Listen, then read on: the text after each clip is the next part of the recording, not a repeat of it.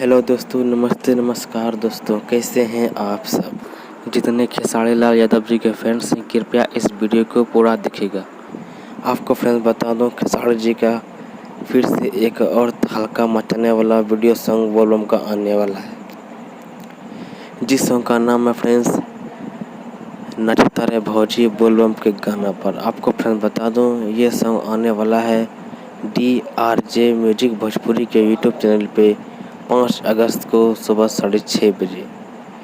इस सॉन्ग को फ्रेंड्स लिखे हैं पवन पांडे जी एंड म्यूजिक दिए हैं आर्या शर्मा जी एंड गाए हैं आपके trending star Khesari Lal Yadav ji.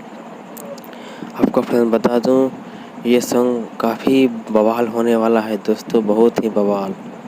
And जितने भी खेसारी जी के फैंस हैं, कृपया इस वीडियो को लाइक कीजिए एंड शेयर कीजिए। जो भी नए हैं एंड जो भोजपुरी को सुनते हैं, कृपया वो इस चैनल को सब्सक्राइब जरूर कीजिए।